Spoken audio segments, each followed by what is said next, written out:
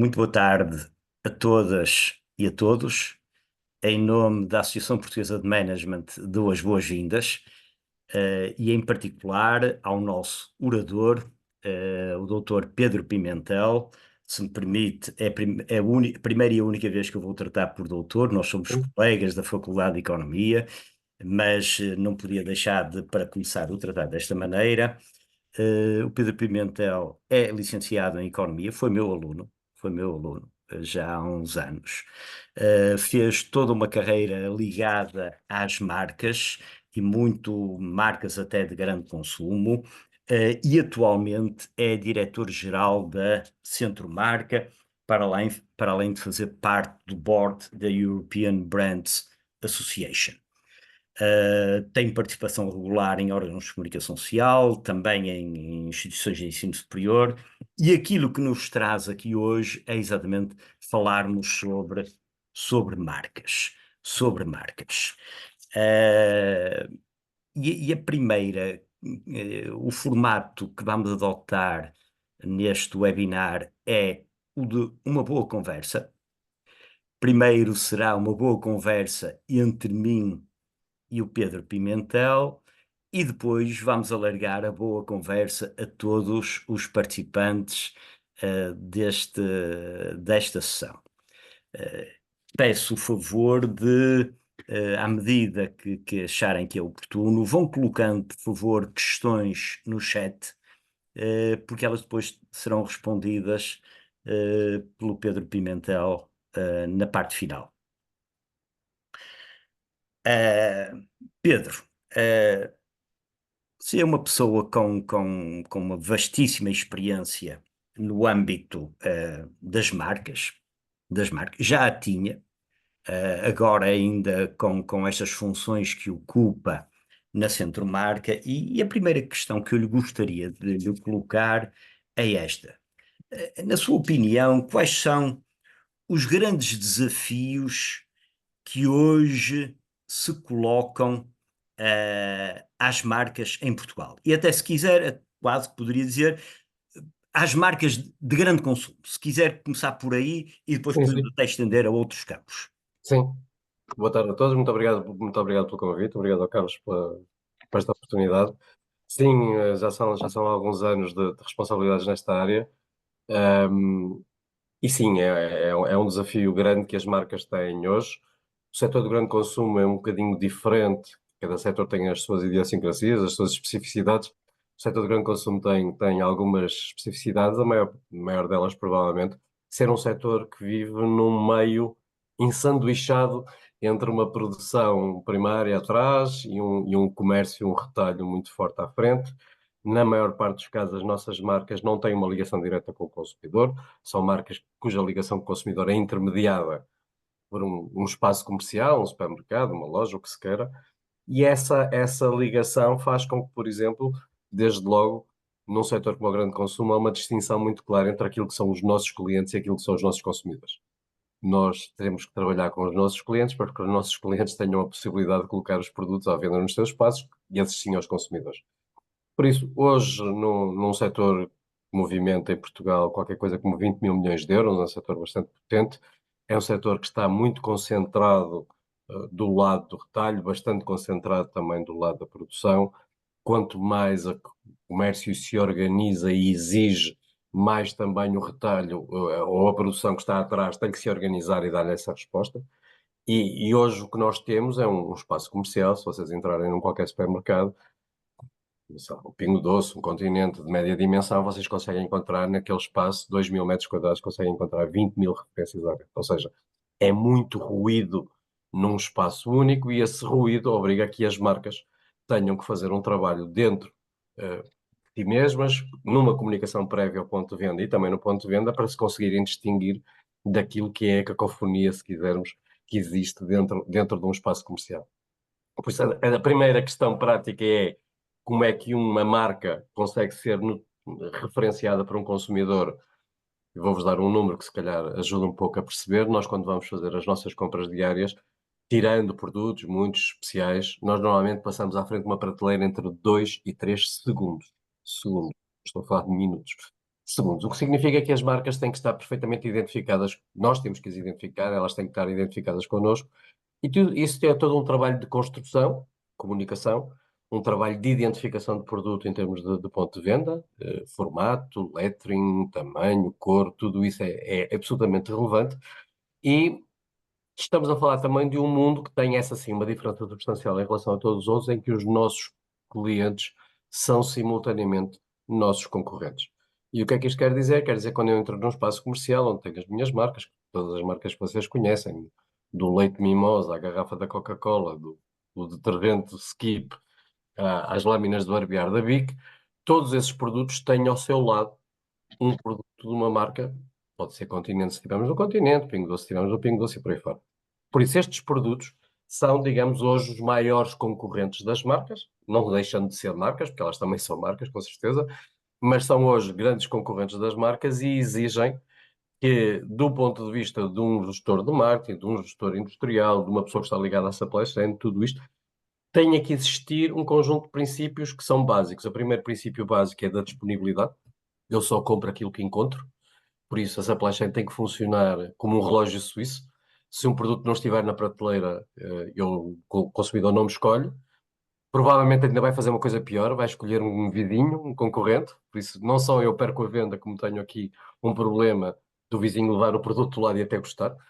Segunda questão, eu tenho que ser altamente competitivo do ponto de vista preço. Isso é uma questão muito difícil neste setor. E digamos que aquilo que distingue uma marca de um produto, eu diria que se coloca a dois patamares básicos, um patamar de inovação. Se vocês forem a uma prateleira de supermercado onde não há inovação, quer dizer, ninguém vai, a pessoa vai lá, pega na que tem que ir e não para. Não para, por simplesmente porque não tem nada, nenhum foco de atração. Segunda Pedro, questão, sim, Pedro, sim. deixa-me só fazer uma pergunta. Enfim, para tornar isto de facto uma. Quando fala em inovação, está a referir-se à inovação do produto ou até a inovação na forma da embalagem, da forma como o produto é exposto? O que é que entende neste caso por inovação? Está-se a referir a quê? Inovação, nós podemos estar a falar claramente de inovação de produto. Todos adoraríamos fazer inovação de produto todos os dias e a todas as horas. Não é possível, não há, digamos, essa capacidade, nem o mercado tem a capacidade de receber todas as inovações.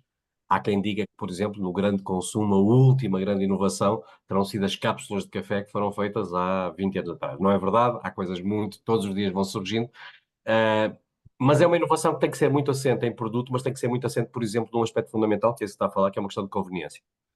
A embalagem é uma questão de conveniência, o formato é uma questão de conveniência. Nós hoje vivemos num país em que uma família média em Portugal tem 1,8 pessoas, é isso que é uma família média em Portugal. Por isso, 1,8 pessoas significa que as quantidades que são comercializadas têm que ser adaptadas a agregados familiares cada vez mais pequenos. Cada vez mais nós vemos dois tipos de consumidor: um consumidor que prefere uma poupança e tenta comprar grandes embalagens, seja lá do que for, e um consumidor que prefere tudo em formato unidose, porque é isso que lhe dá jeito de levar para casa. Do ponto de vista das marcas, as marcas têm que fazer esse trabalho de casa e ter um trabalho antecipado. E a inovação, neste momento, é uma atividade de alto risco. Alto risco, primeiro, porque é uma atividade com uma remuneração muito baixa. No setor do grande consumo, números fáceis: em cada 10 produtos que são lançados todos os anos, apenas 2 ultrapassam a barreira do primeiro ano. 1,3, 1,4 ultrapassam a barreira do segundo ano. Depois, a segunda questão é que quando temos um espaço muito saturado de produtos, logicamente as prateleiras dos espaços comerciais não são infinitas, por isso há uma escolha. Cada vez mais é difícil que um produto que é lançado tenha uma exposição junto do consumidor suficientemente atrativa e suficientemente ampla para que o produto se torne um sucesso. E depois, claro, há todo um trabalho fora de loja, trabalho de comunicação. Nós usamos muitas vezes uma frase que diz que uma marca, quando deixa de se comunicar, é uma marca que se branqueia. E quando se diz branqueia, tem aqui o duplo sentido também da marca branca, se quisermos. Porque, na verdade, quando nós não reconhecemos um produto novo, quando nós não reconhecemos uma marca, dificilmente, num universo de tanta oferta, vamos ter a capacidade de a escolher. E essa digamos, é o dupla. Claro que temos qualidade, claro que temos reputação, claro que temos tudo o resto, que são as ferramentas que constroem uma marca, os alicerces, aquela velha imagem do iceberg, em que a parte que nós vemos é uma parte muito pequenina de todo o trabalho que é feito debaixo da linha d'água. Mas estas duas, inovação de um lado e uma inovação que tem que ser relevante, tem que o consumidor percebê-la, e comunicação, uma comunicação que torne o produto minimamente acessível e atrativo, são fundamentais para se destacarem neste meio. Isto não é diferente do que acontece noutros setores de atividade, seguramente, mas não deixa de ser algo que, do ponto de vista da construção de marca, se afasta um bocadinho, digamos, do padrão normal que nós temos quando vamos a um curso mais ou menos standardizado e percebemos quais são as ferramentas e os aspectos práticos. Só para fechar, na área do marketing nós trabalhamos muito a questão dos 4Ps, não é? Toda a gente conhece os 4Ps para trás e para a frente. No grande consumo, eu diria que estamos a falar de 6 Ps, não de 4. Porque há dois outros que são muito relevantes, que é uma questão de proximidade. A acessibilidade é absolutamente fundamental. Se eu não encontrar o produto, eu nunca o vou escolher. E esse é um problema que muitas vezes não é só nosso, não é nosso enquanto marca, eu preciso que depois quem está à minha frente aceite. E é uma questão de personalização. Cada vez mais num setor que é um setor massificado, um setor de produtos feitos em cadência muito larga, nós temos que, apesar disso, conseguir criar um conjunto de gamas de soluções que se aproximem mais daquilo que as pessoas sintam como um produto seu, como um produto que foi desenhado de alguma maneira para aquele consumidor, para aquele agregado familiar. Por isso, os 6 Ps, digamos assim, com a proximidade e a personalização aqui juntos, são algo diria, mais uma vez, comum a seguramente quase todos os setores de atividade, mas que aqui assumem uma relevância muito grande. Pedro, até não resisto em relação à proximidade, eu acho que todos nós entendemos a questão da conveniência, da acessibilidade, isso até tem a ver com a tendência hoje para haver pequenas lojas de bairro, Uhum. claro, não são para as compras do mês, mas são para aquelas compras do dia a dia. Agora, em relação à personalização, no âmbito do grande consumo, quer partilhar assim algum caso Eu que acho que acha hoje interessante? é o grande desafio que as empresas hoje têm, é o desafio de conseguir entrar em produtos que são de cadência elevada, conseguir gerar, vamos chamar-lhe, as gavetas suficientes em termos de gamas, extensões de gama, em termos de extensões de produto e linhas de produto que permitam atacar muitos nichos. Hoje em dia, os consumidores, eu diria que muito mais que por segmentações etárias ou segmentações socioeconómicas, são muito segmentações comportamentais. Cada vez mais as segmentações comportamentais aqui contam e elas são, eu diria, quase infinitas, não é? Por isso, usando também um daqueles chavões que a gente tantas vezes usa, que às tantas tem o valor que tem, nós costumamos dizer que as marcas são companheiras de viagem das pessoas. São as pessoas que é um lugar que vai ao lado do condutor, alguém que acompanha e tem que perceber qual é o caminho e tem que se encontrar com a pessoa nesse caminho. Muitas vezes em discussões mais ou menos filosóficas, diria eu, discute-se muito, por exemplo, se o marquismo, se é que o verbo existe, se o marquismo é algo que é muito associado ou não a determinadas componentes etárias. As pessoas mais velhas são mais marquistas, as pessoas mais novas são menos marquistas. Aquilo que nós percebemos cada vez mais é que todos nós somos marquistas com coisas diferentes. Aos 60 anos, provavelmente somos marquistas para umas coisas, aos 20 anos ou aos 15 seremos marquistas para outras, mas também é verdade que a maior parte das marcas que nos acompanham aos 60 anos foram marcas que criaram um vínculo connosco aos 15 ou aos 20. Ou seja, as marcas, a ideia de uma marca madura, marca jovem, cada vez mais tem que ser convertida numa ideia de transgeracionalidade. As marcas têm que acompanhar este percurso de vida e ter a capacidade de, em diferentes momentos, estar presente. É óbvio que há produtos que têm uma componente mais jovem, sei lá, um refrigerante é capaz de ser uma bebida mais jovem, uma bebida espirituosa, um álcool espirituoso, normalmente acompanha uma pessoa mais madura. Mas se verificarmos, a maior parte das pessoas que hoje bebem bebidas espirituosas não as começaram a beber aos 60 anos, nem aos 50. Começaram com, nem que seja por uma questão de experimentação. A experimentação é aqui outro ponto muito interessante. Um cenário, uma situação simples. Nós vamos a um centro comercial e está uma pessoa no meio de um corredor a dar a experimentar qualquer coisa. Eh, se o produto em causa for uma coisa que eu não faço a mínima ideia, de uma marca que eu não faço a mínima ideia o que seja, e se a pessoa que estiver a apresentar aquilo não tiver assim grande jeito, nós o que fazemos é basicamente um detour, fazemos ali uma voltinha e passamos ao lado para ver se a pessoa não nos incomoda. Mas se a pessoa que nos faz essa apresentação tiver alguma habilidade, essencialmente, se o produto, mesmo que seja algo desconhecido para mim, estiver associado a uma marca que eu conheço e reconheço, essa capacidade é muito maior. Por isso, a marca também tem esta capacidade, é não só comunicar, estar comigo, como quando faz estas extensões, quando faz este tipo de, vamos chamar, semi-personalização, conseguir obter esse atrativo. Um exemplo prático só. há meia dúzia de dias saiu uma série da Coca-Cola com sabor ao Oreo. Para quem é apreciador das coisas, vale o que Exatamente. vale. Se gosta de Coca-Cola e se gosta de Oreo. Claramente é um produto que está vocacionado para um consumidor que, mesmo dentro dos consumidores que são os consumidores normais de uma Coca-Cola, é um consumidor muito especial, um consumidor que tem aquela noção. Também não sei se aperceberam que uma marca como a Oreo, que é uma marca internacional, do grupo chamado Mondelez, fez toda uma campanha nas últimas 2 semanas a dizer que a Oreo ia desaparecer do mercado, para lançar novamente o Oreo, porque lhe fez uma mudança completa de formulação. Isto também é uma coisa que faz muito parte do ADN das marcas e não o faz das marcas próprias. O que é que eu quero dizer com isto? Eu sou uma marca e crio um vínculo com o consumidor, eu tenho que lhe comunicar as alterações que faço no meu produto. O consumidor, se não reconhecer que o produto que consumi até aqui foi alterado, vai ter aqui um problema grande, grande, depois de manter essa relação com a marca. Ao contrário, nós vamos a um supermercado e compramos um produto de marca própria de um determinado segmento. Se ele de hoje para amanhã passa a ser feito por outro fabricante, passa a ter outro aspecto, mas a marca, o exterior é o mesmo. Nós, quando consumimos o produto, reconhecemos que ele não é igual. Isso é possível ser feito numa marca que tem um umbrella, que é uma marca associada a um espaço comercial, não é tanto quando é uma marca muito definida, muito especializada. Por isso são, digamos, se calhar não dei a resposta maior, que é sim, esta personalização é muito complexa.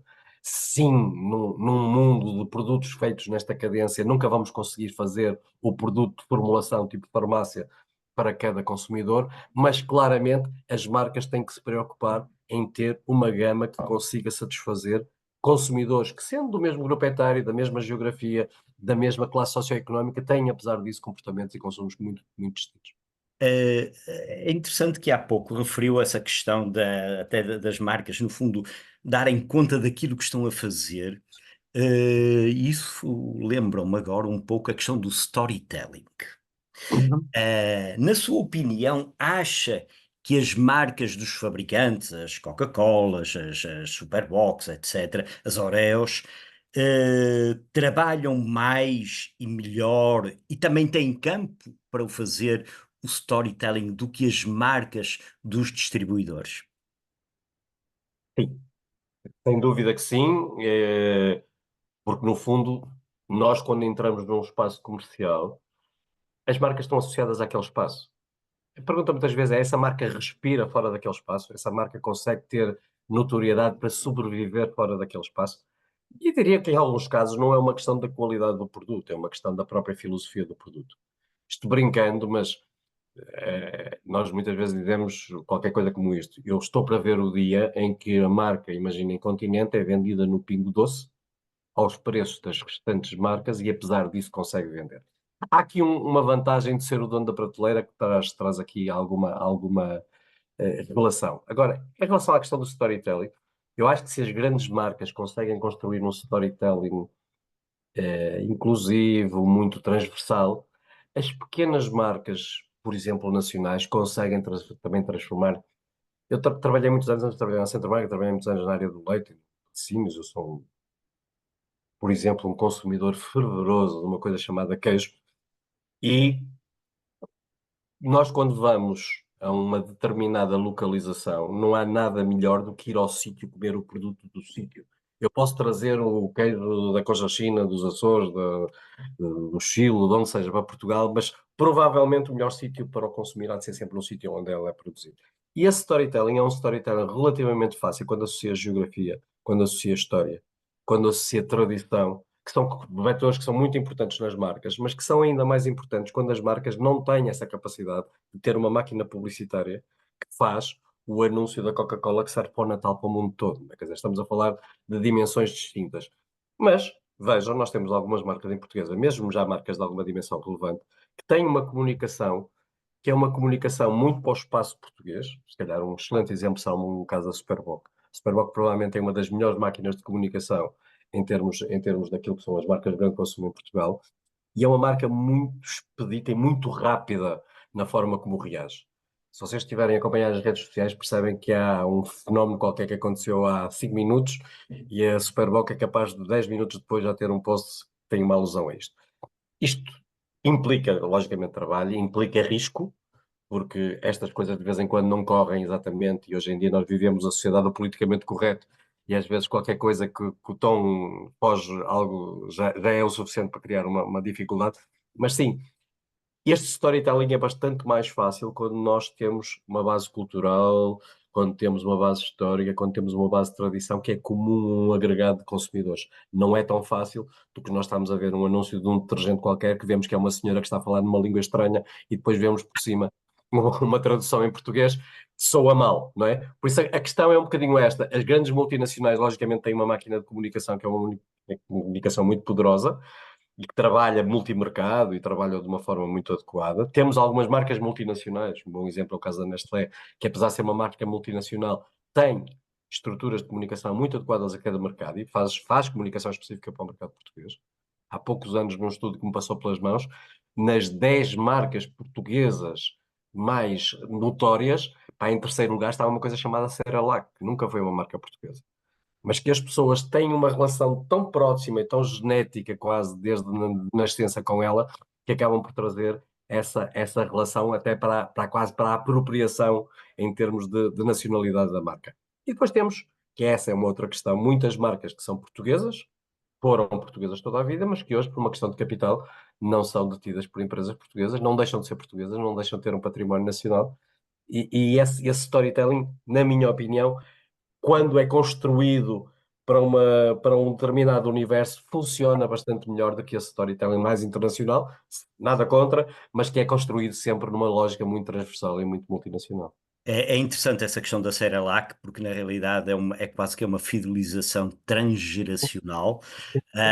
Eu vi Cerelac quando era bebé, o meu filho também, e se Deus quiser, os meus netos também. É um pouco como o Lego. O Lego também tem essa capacidade. Eu brinquei com o Lego, o meu filho brinca com o Lego e com as mesmas peças, depois acrescentou outras. Mas há peças que ainda são minhas.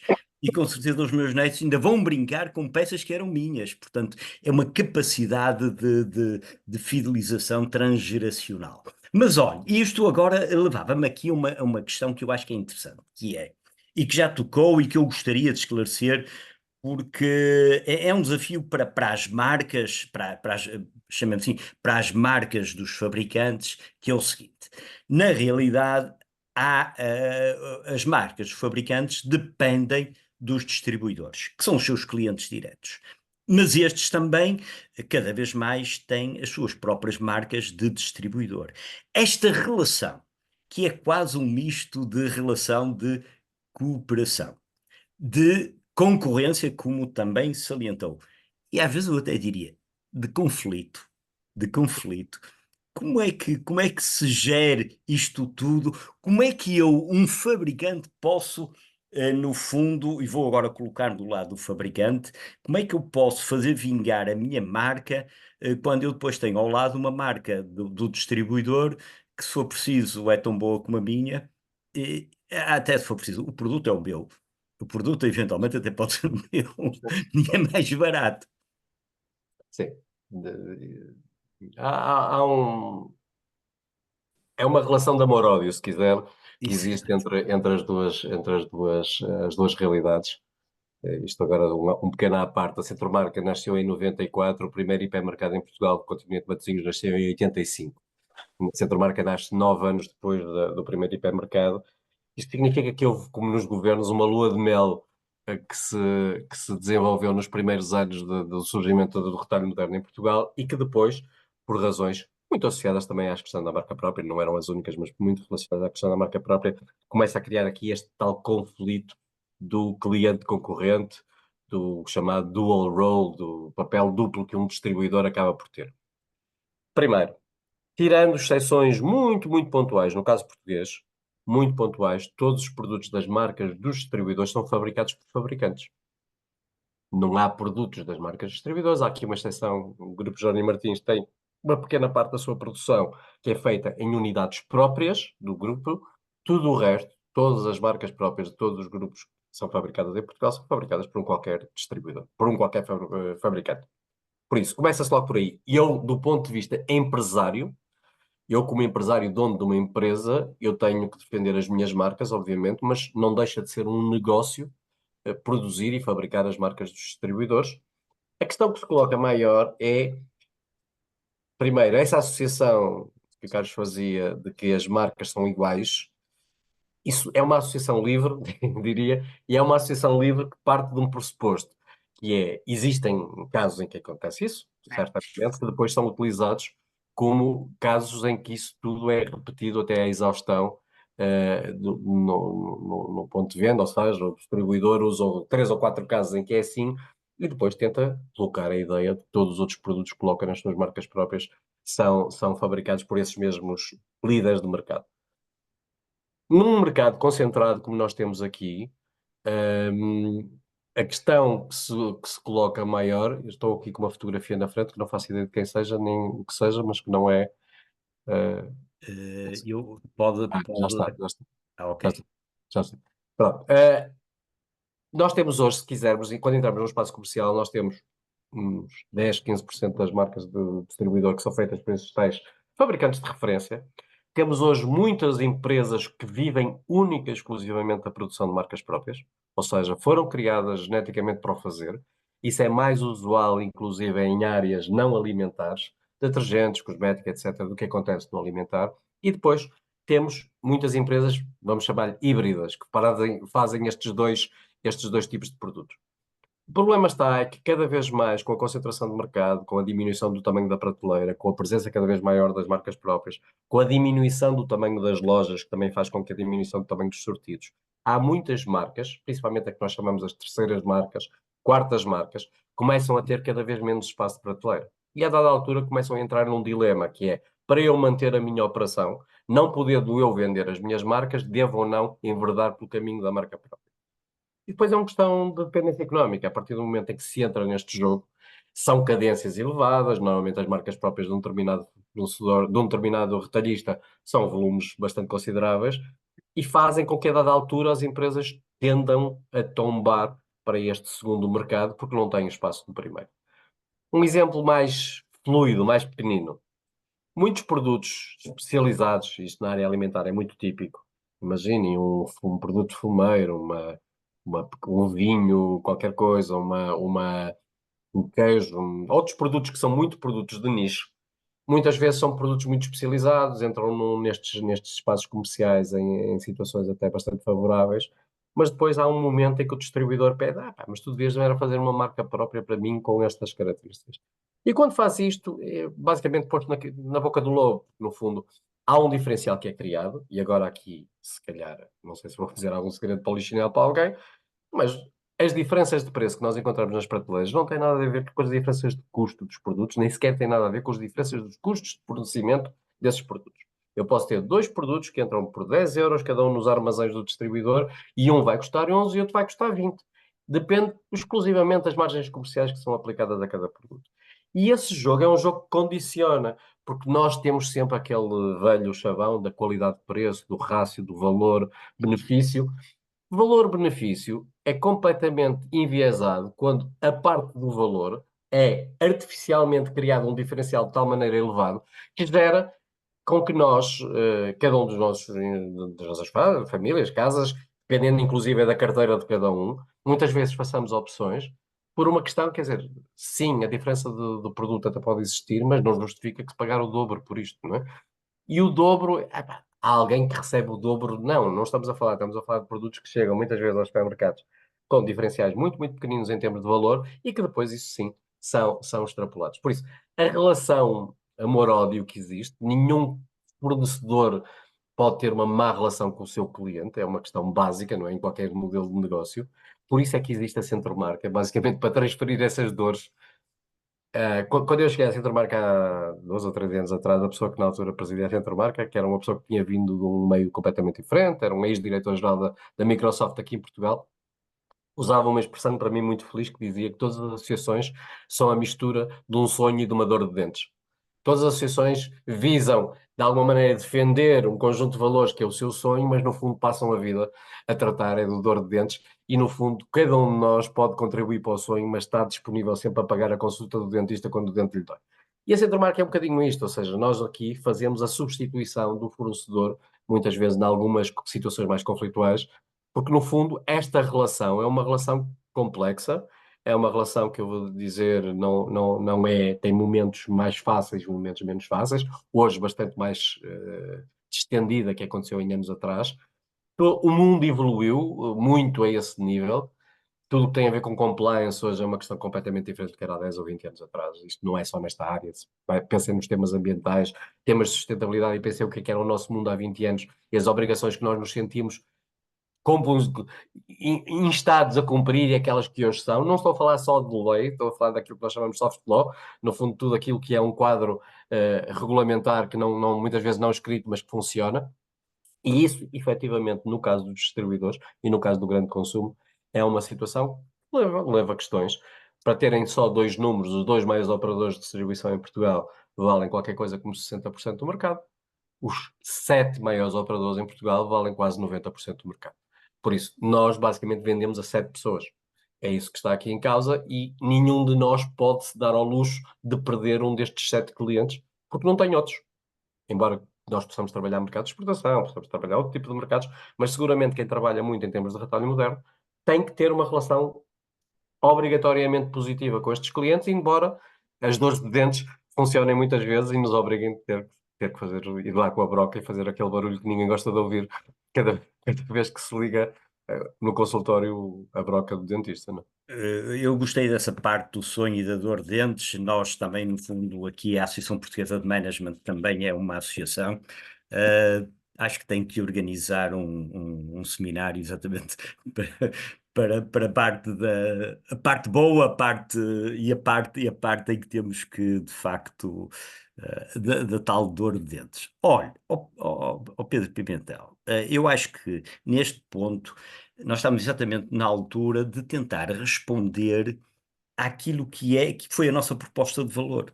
Uhum. Eu quando lhe dirigi o convite para estar aqui e que renovo o agradecimento, o Pedro disse-me: "Pá, vamos pôr ali o título, a marca como imperativo de construção de valor."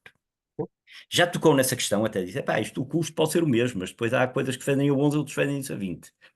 Então, concretamente, e pegando a sua experiência, que Sim. transcende as marcas de consumo, como é que se constrói valor através das marcas? Primeiro, fazendo o raciocínio ao contrário. O que é um mundo sem marcas e o que é que isso significa em termos de valor? Nós temos um país especializado em muitos setores de atividade, numa lógica muito, por exemplo, de outsourcing. Nós produzimos em Portugal para grandes marcas, em muitos setores, não é? E ficamos muito felizes com isso, não é? Ficamos bastante felizes com isso e temos muitas vezes, quando visitamos empresas, o cartão de visita que nos entregam é dizer, epá, eu produzo para o senhor A, para a marca B, para os sapatos C ou para a marca de roupa D. A questão prática é que quando eu produzo um fato que vai daqui para a Alemanha para receber uma etiqueta que diz o Boss, ele sai daqui por 100 euros e volta por 1000. E onde é que ficaram os 900? Ficaram do outro lado. Quer dizer, a questão é um bocadinho esta. A economia portuguesa é uma economia muito pouco marquista. É uma economia que não tem... Nós, marcas globais, temos uma. E que não é uma marca de produto. É uma marca de uma pessoa que se chama Cristiano Ronaldo. É a única marca global que Portugal tem. Depois tem uma série de marcas internacionais com alguma relevância em alguns segmentos, vinhos, algumas coisas, por exemplo, uma Vista Alegre, hoje em dia também consegue ter um bocadinho uma presença internacional relevante. Uma coisa que se fala muito pouco, mas que é uma das marcas mais relevantes portuguesas no exterior, que é a Pafois.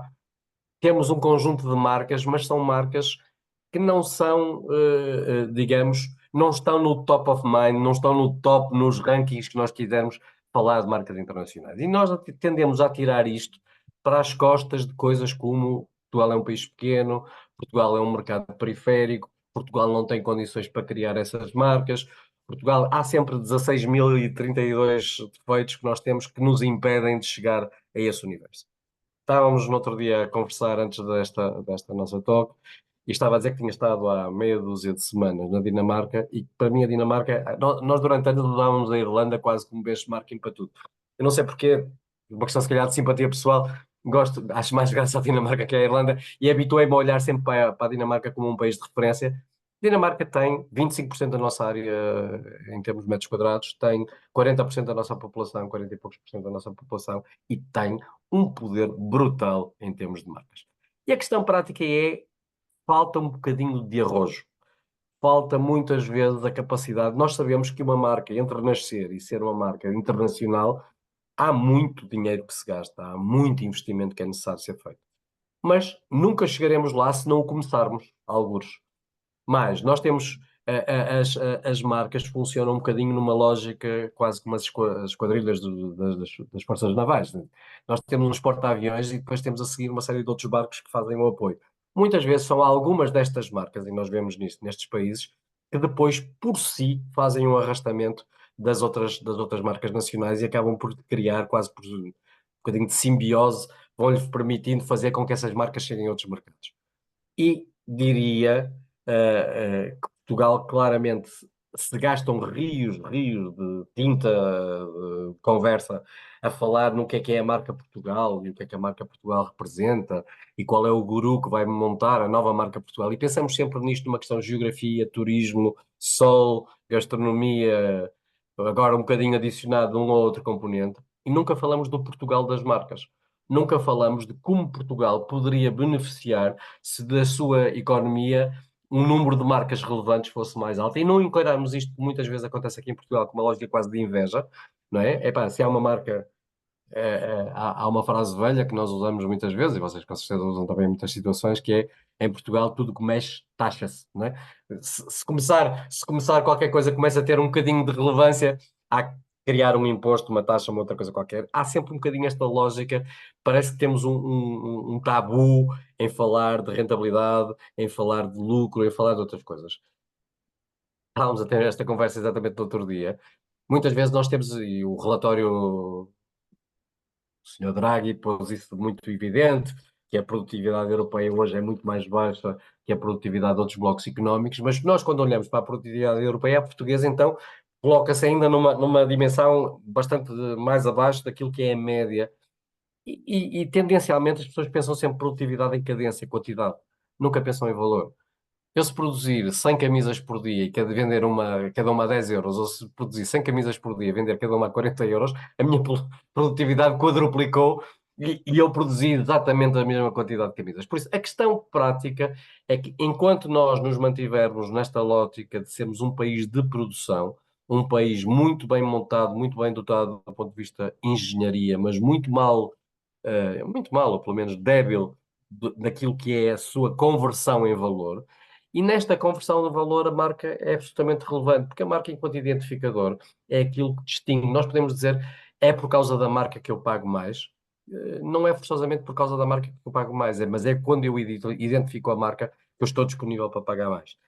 E isso nunca é um caminho longo, penoso, não se faz nem de ânimo leve, nem sem investimento, e que passa por coisas tão simples quanto isto. Nós vemos os nossos sistemas de apoio, por exemplo, em Portugal, a continuarem a ser sistemas de apoio muito focados no cimento, no parafuso, na máquina, no teto, na fábrica, e vemos muito pouco naquilo que é o imóvel, naquilo que é a parte, digamos, intangível que as marcas se referem. Mas, e só para terminar, nós hoje, quando vemos as grandes transações internacionais fusões, aquisições por aí fora, grande parte dos negócios são feitos em cima das marcas, ou seja, o que está aqui em causa no valor da transação não é a capacidade produtiva, não são as fábricas, não são, quando muito são os segredos de negócio, serão as capacidades em termos daquilo que são mais exclusivos, mas são muito as marcas. E quando nós olhamos para os balanços das empresas portuguesas, percebemos que na maior parte delas as marcas nem sequer têm tratamento contabilístico praticamente nenhum. Ou seja, nós temos empresas que a marca não está sequer referenciada nos seus ativos enquanto valor adicional, e acho que é um bocadinho uma questão quase escolar.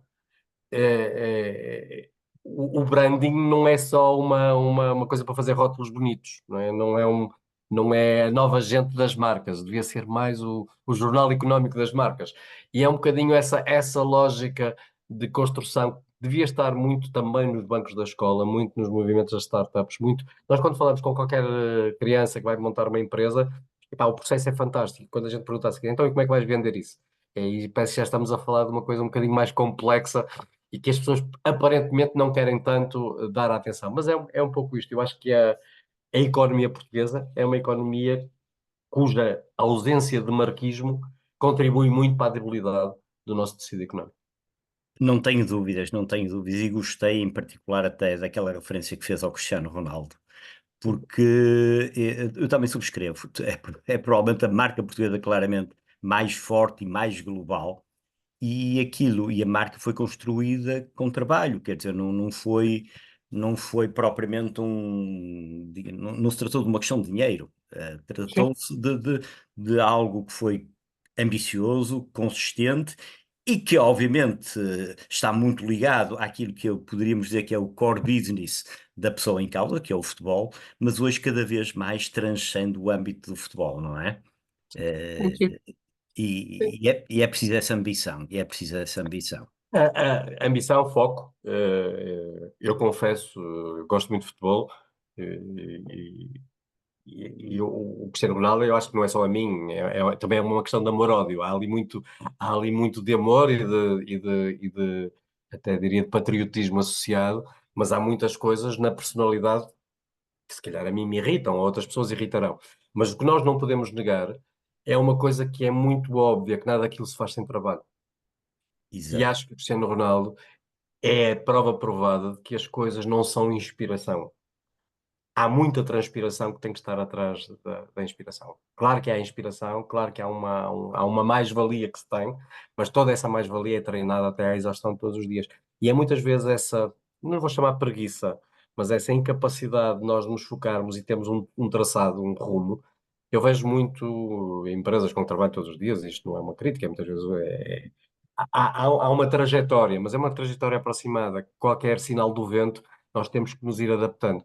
Eu recordo-me no período da pandemia, trabalhar com pessoas que me diziam que faziam mais orçamentos do que o que vendiam. Isto é, a necessidade de reafetar e refazer orçamentos era quase diária face a mudanças de circunstâncias e depois o vender estava lá no fim da linha. E acho que é um bocadinho isto. Nós temos que nos focar mais no vender, não é? Focar mais naquilo que é a parte final, perceber como é que nós conseguimos vender melhor, vender com mais valor. E se calhar olhar para estes bons exemplos, o de Cristiano Ronaldo, mas também o das grandes marcas que nós conhecemos todos de muitos setores. Hoje está muito em voga falar do luxo, não é? O luxo hoje nós temos empresas. A maior empresa europeia nesta altura é Louis Vuitton, Mo- Moenci, digamos, é uma empresa construída em cima de um património de bens de luxo. Agora, o luxo não é democrático. O luxo é elitista por definição. Nós estamos a trabalhar muitas vezes as marcas, elas para se tornarem globais, muitas vezes será feito esse caminho, é um caminho relativamente difícil, mas um caminho feito, que é um caminho de exclusividade, que é um caminho de diminuir claramente a procura, ou diminuir claramente a oferta relativamente à procura, até se chegar à noção quase da aspiração, não é, não é só inspirar, é aspirar. Eu gostava de ter aquele relógio, aquele casaco, aquela seja, mas muitas das marcas que nós conhecemos são marcas que têm outro tipo de património. No grande consumo isso é completamente diferente, não digo que não. É bom nós percebermos, nós temos algumas marcas que em Portugal têm muita força, uma Mimosa, uma Superboc, uma Oliveira da Serra, são marcas, mas que são marcas que depois convivem mal com a saída da fronteira. São marcas que têm dificuldade em passar a fronteira. Nós temos, porque nos outros países há essas marcas, certo, mas nós temos algumas marcas internacionais que há nesses mesmos setores e elas conseguem. Claro que isso implica investimento, claro que isso implica gastar dinheiro, claro que isso implica ter um plano que não é um plano a um ano, implica ter um plano a longo prazo que é de internacionalização, não é meramente de exportação. Às vezes aquilo que as pessoas cá em Portugal julgam que as coisas se confundirão. Obrigado. Nós vamos passar à parte das perguntas, mas eu não resisto só a fazer aqui um Sim. comentário que é muito interessante, essa questão da dificuldade que as nossas marcas têm em internacionalizar e a ligação disto ao futebol. Eu ainda sou do tempo em que se dizia que os jogadores portugueses se internacionalizavam mal. Sim. Houve um Também me outro lembro caso, disso, bem. também se lembra disso, exato. Os primeiros casos de jogadores portugueses foram jogar para o estrangeiro, nem sempre foram bem sucedidos. Sim. E regressaram muito rapidamente. Não vou dizer com o rabo entre as pernas, mas pouco próximo disso. Nós tivemos no Porto alguns bons exemplos disso. Tivemos, e do Benfica também, e entretanto ultrapassou-se essa fase. E hoje nós vemos a seleção nacional em que a grande maioria dos jogadores jogam no estrangeiro e, portanto, são excelentes profissionais em mercados alargados e dão cartas em qualquer lado, não só, já agora não só ao nível dos jogadores, mas também ao nível de treinadores e, portanto, Eu ia dizer exatamente isso. Eu acho que uma parte substancial da mudança é uma mudança de atitude, é uma mudança a nível de oh, gestão de recursos humanos. Eu sou, como o professor Carlos Brito, somos os dois azuis e brancos, por isso só temos uma cor. Mas quem acompanha, por exemplo, a chegada de uma pessoa como o José Mourinho ao Porto, percebe que o José Mourinho não é só um treinador de futebol. Hoje em dia, eu diria que o brilho está um bocadinho baço, mas claramente, à época, era um gestor de mão cheia, em termos das pessoas, daquilo que ele conseguia fazer com que um grupo de jogadores, no caso do Porto e noutras equipas, José Mourinho passou a ter menos sucesso quando começou a trabalhar com as grandes vedetas, porque ele, enquanto trabalhou com jogadores que queriam ser grandes vedetas e não com as grandes vedetas, teve bastante mais sucesso no Porto, teve bastante mais sucesso no Chelsea, teve bastante mais sucesso no Inter do que depois, mais tarde. E eu acho que o jogador português beneficiou muito da forma como os treinadores portugueses também evoluíram. Hoje, a escola de treinadores, e no Porto, por exemplo, na FPDEF, há uma escola claramente de valorização e que é reconhecida internacionalmente. Não é? Nós fazemos em Portugal as summits de futebol, não é só porque sim, não é só porque há uns espertos que fazem ali umas coisas, não, é porque é reconhecido que Portugal tem essas características quase de uma academia a este nível. É pena e para quem gosta muito de futebol, confesso-vos que o futebol me deu alegrias que muito poucas coisas na vida me deram, mas confesso que é triste ver que o futebol é uma exceção quando devia ser uma emanação da sociedade, e não, é uma exceção da sociedade, que é muito criticada em muitas coisas, como nós sabemos, mas que não deixa de ser uma indústria muito mais bem sucedida do ponto de vista de benchmarking internacional, que é a maior parte dos setores de atividade com que nós trabalhamos.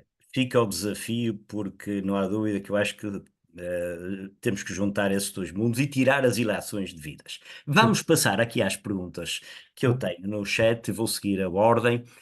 Peço-lhe, enfim, respostas relativamente sucintas, Pedro, porque ainda, enfim, as perguntas começam a cair com alguma cadência, e a primeira é do Gonçalo Macedo, que diz: o problema da sustentabilidade, hoje muito na preocupação das grandes empresas, é o que as empresas de grandes marcas estão a fazer para diminuir o impacto das embalagens ou do packaging.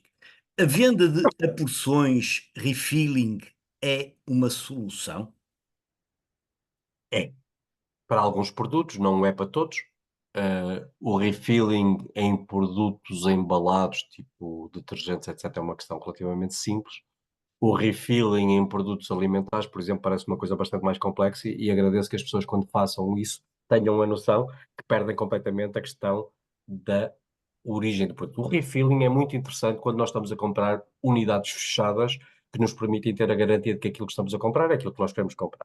Quando nós entramos nestas lógicas hoje muito em moda por questões de sustentabilidade do granel, das compras a granel e do refilling a granel, sim, eu diria, é mais bonito do que prático, é mais bonito do que eficaz.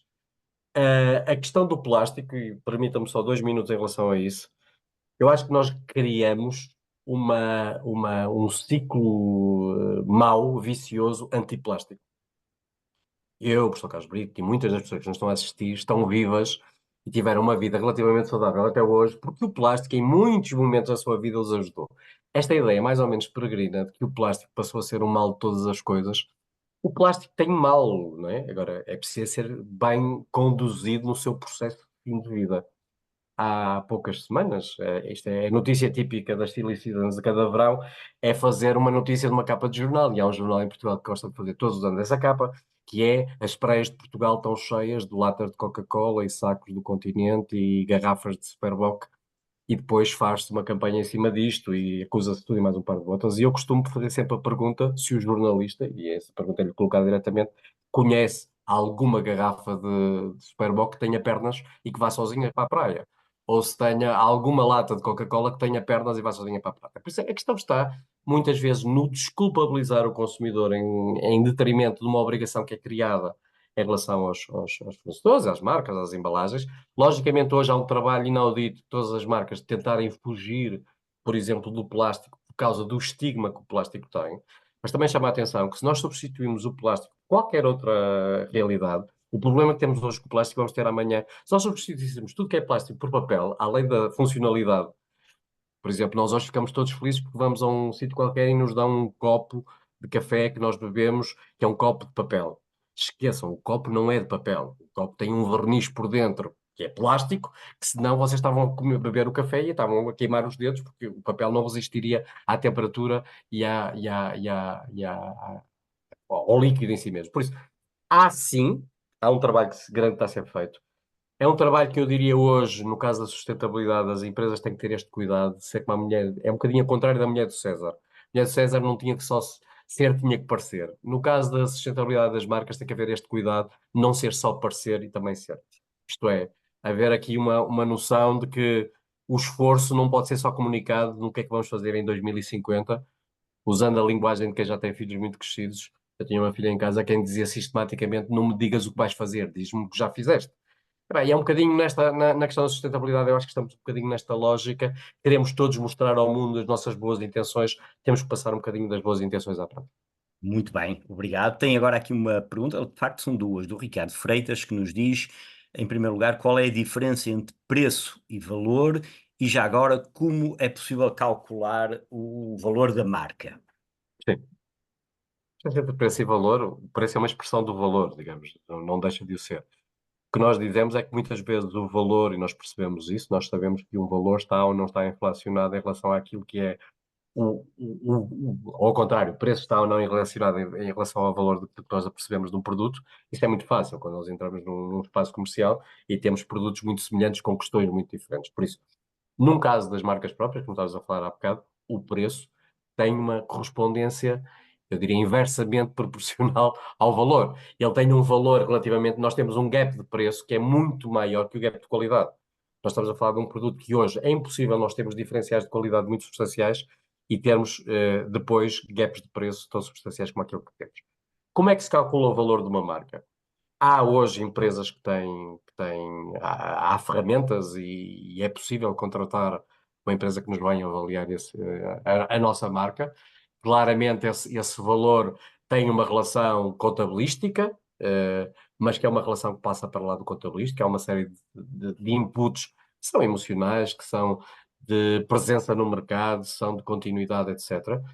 Hoje em dia, a maior parte das marcas, a atribuição de valor que faz por recurso à entidade externa. Ou seja, não são as marcas a dizer o que é que valem, são as marcas, é quase como se faz, eu não sei qual é a expressão que se utiliza noutras zonas, eu sou duriense, no Douro, quando nós temos umas terras e precisamos saber mais ou menos quanto é que se vai pedir por elas, há umas figuras nas aldeias que se chamam os louvados, que nós contratamos para nos dizerem: esta terra deve valer X e aquela deve valer isso". Há uns louvados, se quisermos, à escala global, que vão fazendo isto para marcas nacionais, para marcas internacionais. Em Portugal há duas ou três empresas que o fazem com bastante qualidade e que nos permitem ter uma verificação que é uma verificação independente daquilo que é o valor da nossa. Muito bem. Temos depois aqui, eu diria que é um comentário que, aliás, vem na linha daquilo que o Pedro Pimentel referiu, que é da Hermana Noronha, que diz, quando falamos do storytelling, ela Sim. colocou cá este comentário: arriscaria a dizer que todas as marcas podem fazer storytelling. Uhum. A capacidade de investir na comunicação e propagação da história é que depende mais da sua dimensão e orçamento. Eu penso que Sim. também veio também Sim. muito na sequência daquilo que disse, e às vezes até o facto de ser uma pequena empresa só tem é que encontrar a boa história para contar, não é? A boa história e os destinatários para a boa história, E não os é? Quer dizer, destinatários. eu não preciso comunicar para o mundo, não é? Não é a resposta à questão da hermana, mas é um comentário lateral. Há uns anos atrás, uma empresa com que conheço, trabalho, conheço bem as pessoas, dizia que era bastante complicado, uma empresa que está próximo de Lisboa, dizia que era muito complicado colocar produtos no Alto Minho. Era bastante complicado porque, do ponto de vista de logística e toda a dificuldade que existia, transportes, etc. E a mesma empresa que me diz isso, na semana a seguir estava numa missão para vender para a China. A questão é um bocadinho esta. Primeiro, a pessoa não vai para a China, vai para uma rua da China, não é? Quer dizer, é um bocadinho cada um à sua dimensão. Por isso, a questão muitas vezes é encontrar a população-alvo e há muitas empresas neste país que não precisam ter 10 milhões de consumidores. Se tivessem 100 mil consumidores, estavam a fazer um trabalho fantástico. Tudo depende da dimensão e, acima de tudo, também da ambição. Há empresas que, pela sua natureza, nunca podem ter a ser a ambição de ser empresas globais, nunca vão conseguir fazê-lo. Não têm um produto que tenha essa expectativa, essa capacidade. O que não significa que elas não possam adquirir um valor muito interessante. E a questão do storytelling, quando falamos de produtos mais ligados à nossa geografia, eu diria que são fáceis das histórias, saibamos contá-las. Saibamos contá-las. Exatamente, exatamente. Eu também tenho aqui uma pergunta que, aliás, já foi respondida, que é do João Luís Roseiro, obrigado, João, que é como se calcula o valor da marca, creio que já está esclarecido, enfim, pelo menos A metodologia. a metodologia. E a Rita Manso tem aqui o seguinte, que é o caso da marca Mimosa, que alterou o packaging e não comunicou essa alteração, foi um tiro no pé ou por ser uma marca forte consegue sobreviver e recuperar? Epá, questões óbvias, eu conheço muito bem a marca Mimosa e acho que a marca Mimosa tem existência autónoma que lhe permite fazer estas modificações. Uma modificação de packaging não é por si mesma uma necessidade de ser comunicada. Eu diria que uma modificação do conteúdo dentro do packaging é bastante mais importante porque esse consumidor não vê, não consegue perceber, a não ser que lhe seja informado. Todos nós nos recordamos aqui há meia dúzia de anos atrás um problema com carros, catalisadores e uma marca alemã que teve um problema muito, muito sério com essa situação. Essa marca alemã sobreviveu a tudo isto e continua airosamente a ser uma das marcas mais fortes do mundo porque tem essa força. A BP teve um petroleiro ou dois petroleiros que tiveram acidentes, tiveram problemas seríssimos de poluição e a BP continua a existir porque tem essa força. Uma marca fraca não tem essa capacidade. É essa a diferença que eu diria da construção da marca. A marca é um seguro de vida. E nós, como em todas as outras coisas, só percebemos o valor de seguro de vida quando temos um problema. Nós só percebemos o valor de um seguro de saúde quando estamos doentes. E é exatamente da mesma forma a construção da marca, muitas vezes não é perceptível no dia a dia só porque eu consigo vender a 10 aquilo que vendi a 8. Certo. É também quando há uma tempestade, perceber como é que uma marca consegue vogar e sobreviver no final da tempestade e percebemos que uma marca forte tem muito mais condições de resistir, porque criou esse vínculo emocional com as pessoas que as desculpam, se quisermos, que lhe conseguem dar essa condescendência que numa marca que eu não conheço não tem condescendência nenhuma. Por isso, a condescendência, que é um valor muito, muito importante em muitas circunstâncias, é muito relevante porque é um trabalho que foi feito ao longo de anos. E acho que essa questão da Mimosa não me parece que tenha sido. A Mimosa fez uma mudança grande de embalagens, de lettering, etc., há relativamente pouco tempo, como não tem uma interferência direta com o conteúdo, com aquilo que as pessoas consomem, a comunicação é por si mesma, não é? A visualização permite fazer esse reconhecimento que há ali uma alteração de imagem, que não tem que ser forçosamente comunicada, embora, lamento dizer, a Mimosa fez uma campanha de comunicação a falar toda a sua mudança. Claro que é uma campanha de comunicação muito focalizada em meios que se calhar não são a televisão, um grande consumo, mas sim, houve aqui uma campanha de comunicação que foi feita em cima disso. Muito bem, obrigado. Tenho aqui um comentário e depois duas perguntas do Hermano Rodrigues. Quando nós chegamos ao tema da construção de marcas fortes em portuguesas, refere que acha que de facto é uma debilidade da nossa economia, e depois o Hermano Rodrigues coloca-nos aqui duas perguntas. Que eu acho que já abordámos, mas se quiser, Pedro Pimentel, Sim, pode sistematizar a resposta. sim. Por que razão não temos sido capazes de construir marcas fortes e globais? Esta é a primeira pergunta. E a segunda é: o que é que precisamos de fazer para criar essas marcas fortes e globais no futuro? Uh, o porquê é relativamente linear. Para quem tem alguns anos, recorda-se que Portugal viveu durante 48 anos num sistema de planos quinquenais. Eu sou detentor do conhecimento mental de processos, dezenas de processos que me passaram pelas mãos, quase como relíquias históricas, do que é que a lei de condicionamento industrial significava. Significava, entre outras coisas, por exemplo, qualquer empresa que se quisesse instalar em Portugal, as empresas concorrentes eram convidadas a pronunciar-se sobre aquilo. E, obviamente, a resposta era sempre não, porque ela vai criar dificuldades no mercado, porque ela vai. E nós continuamos a manter em muitos setores de atividade, a abertura das fronteiras permitiu a economia dinamizar-se em muitas áreas, mas continuamos em alguns setores a ter uma realidade pequenina, vou-te chamar assim. Uma realidade um bocadinho do. eh, isto é visível em muitas coisas. Nós vemos a sociedade civil de 2 em 2 dias a queixar-se porque há Estado demasiado na economia, mas ao primeiro sinal de qualquer coisa na economia, a primeira coisa que a sociedade civil faz é estender a mão ao Estado e dizer que era bom que houvesse um apoio para isto, um apoio para aquilo. Pronto. Onde é que eu julgo que o Estado pode ajudar não, não vai resolver o problema se os privados não o quiserem fazer, mas pode ajudar a fazê-lo. Uma das questões tem a ver com os sistemas de apoio.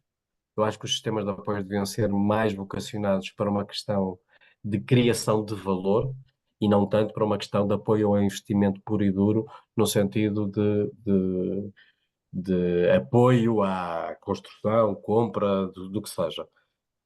Eu trabalhei muitos anos com muitos processos que envolveram fundos europeus e mantenho isto, não é de hoje, não é uma realidade nova, pelo menos na minha cabeça. Nós devíamos ter um sistema mais de prémio a posteriori que um sistema de antecipação de custo. Nós temos muitas empresas em Portugal, se calhar algumas das pessoas que estão aqui presentes conhecerão algumas, cujo fim foram projetos mal definidos, mal canalizados, mal realizados no tempo, para se adaptarem a sistemas de incentivos que estavam eles próprios muito mal desenhados. Por isso, eu acho que os sistemas de incentivos podem aí fazer este caminho de ajudar, pelo menos, algumas empresas a perceber que o investimento, seja na construção da marca, seja na comunicação da marca, são investimentos tão relevantes como construir, comprar um tiar novo ou mandar fazer um novo armazém para outra coisa qualquer.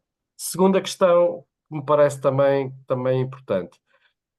Eu acho que aqui haverá sempre os starters e os followers, não é? Quer dizer, haverá sempre aqueles que terão a dinâmica e o arrojo para avançar e os outros, quanto mais não seja porque estão a ver estes, poderão tendencialmente fazer um esforço semelhante. Eu acho que em Portugal ainda não houve claramente um conjunto significativo de startups que obrigassem o resto da sociedade a pôr-se atrás. As grandes marcas portuguesas, na maior parte dos casos, são marcas de serviço e marcas de commodities. Quando nós falamos de uma EDP, de uma Galp, etc., eu não discuto, não estou aqui a pôr em causa isso, mas são marcas que vivem para um espaço e que têm uma lógica de uma dimensão que é quase de um monopólio que foi convertido numa realidade empresarial privada. Não temos tanto esta capacidade nos mercados internacionais e acho que há poucas empresas em Portugal que tenham tido esse arrojo até aqui. Algumas delas estão a começar a fazê-lo. Trabalho com duas ou três que conheço que têm feito um trabalho muito, muito interessante. Claro que não podemos disparar tipo de metralhadora, não se pode ir atacar todos os mercados todo o tempo ao mesmo tempo, temos que ser muito seletivos no esforço de investimento onde fazê-lo, e percebo que em alguns setores de atividade, por exemplo, na área com que trabalho diretamente, alimentar, produtos de grande consumo, há algumas empresas que já estão a fazer trabalhos bastante sérios. Nós temos em Portugal, por exemplo, uma empresa chamada Delta, e não teve vergonha de, numa sessão pública, dizer nós queremos ser uma das 10 maiores empresas do mundo de café num espaço no mínimo 10 anos, no máximo 10 anos. Isto significa que o mercado português não é suficiente, nunca pode ser suficiente para ter este tipo de ambição. Agora, é importante a ambição. Vamos ver se a concretizam, esperemos que sim, mas esta ambição passa muito por conseguir fazer aquisições no exterior, por conseguir instalar-se internacionalmente, e acho que é esse trabalho de internacionalização que muitas empresas portuguesas têm que começar a fazer lentamente e vão transformar as suas marcas em marcas internacionais mais cedo ou mais tarde, pelo menos assim espero. Sim, sem dúvida. Essa é uma excelente maneira para terminarmos. Eu sei que ainda há aqui mais perguntas, mas estamos a atingir a 1 hora os 60 minutos de conversa, e, portanto, não temos o hábito de prolongar. Mas essa questão da ambição, não tenha dúvidas, também acho que sim. Também acho que sim. Porque a Suécia foi capaz de construir grandes marcas, não foi à custa do mercado interno. A Suíça tem grandes marcas, não é à custa do mercado interno. Já falámos na Dinamarca, poderíamos falar em muitos outros países. Tirando aqueles países verdadeiramente grandes, o mercado interno é apenas, enfim, uma rampa de lançamento e talvez até para certas categorias de produto, nem rampa de lançamento é, porque pode não haver sequer mercado para isso. Se me permite, só um bocadinho para terminar, há um conceito que eu me tenho entretido ao longo dos anos a tentar fazer um bocadinho, vender estas coisas, inclusive às entidades públicas. Eu acho que se perde em Portugal demasiado tempo a falar da marca Portugal. Fala-se muito de como é que a marca Portugal deve ser e o que é que uma marca Portugal deve transmitir, e nunca se fala do Portugal das marcas, não é? Do Portugal enquanto trampolim em que essas marcas construam valor posterior. E eu acho que cada vez mais os bons exemplos são para ser copiados, não são para ser renegados. Os bons exemplos não são para ser invejados, são para ser reproduzidos. E acho que nós temos um conjunto, apesar de tudo, relativamente amplo de exemplos que podem ser potenciados. Haja, quer do lado do poder público, esta não tendência de matar as coisas à nascença através de exigências às vezes um bocadinho arbitrárias e estúpidas, haja também do lado de quem está nestes setores de atividade a capacidade de perceber que se aquelas pessoas estão ali é porque fizeram bem feito. Não foi por sorte. A sorte nestas coisas tem muito pouca interferência. Acho que a sorte dá sempre muito trabalho e era muito no trabalho e não na sorte que as pessoas se deveriam focar. Por isso eu acho que o Portugal de marcas, epá, já não será para nós dois, mas para quem estiver aí mais jovem, num espaço de uma geração, é fundamental que Portugal dê uma volta nisto, sob pena de andarmos todos os anos a fazer o choradinho de que Portugal está mal e que não há maneira de lhe dar a volta. E não é forçosamente com. Pá, a educação sim ajudará muito, não tenho nenhuma dúvida em relação a isso, a formação das pessoas sim, a capacidade de trazer algum investimento estrangeiro para Portugal sim, mas o investimento estrangeiro que vier para Portugal tem que ser um investimento estrangeiro que potencie aquilo que nós passamos, que crie marcas cá, não seja meramente um local, epá, uma fábrica que podia estar no Bangladesh aqui ou no Paraguai, seja mais do que isso e conseguir construir valor e conseguir construir, acima de tudo, valor acrescentado para a economia. Muito obrigado, é uma excelente maneira para terminarmos. O Portugal das marcas, fica o desafio colocado. Pedro Pimentel, eu agradeço-lhe muito ter participado nesta APM Talk e a riqueza da conversa que tivemos e das perguntas que foram suscitadas. Agradeço também a presença de todos os participantes e cumpre-me nesta altura dizer que em breve vamos nos encontrar. Provavelmente não numa plataforma digital. O próximo evento da Associação Portuguesa de Management deverá ser, ainda não temos data definida, mas deixo aqui um pouco. Isto é quase como um storytelling, não é? Depois vou contar o resto da história. Teaser. O próximo evento será uma gala em forma de jantar, onde vamos entregar o Management Award deste ano, 2024, a um ou a uma gestora de renome. A todos, o nosso muito obrigado e até breve. Obrigado pelo convite. Obrigado também. Obrigado.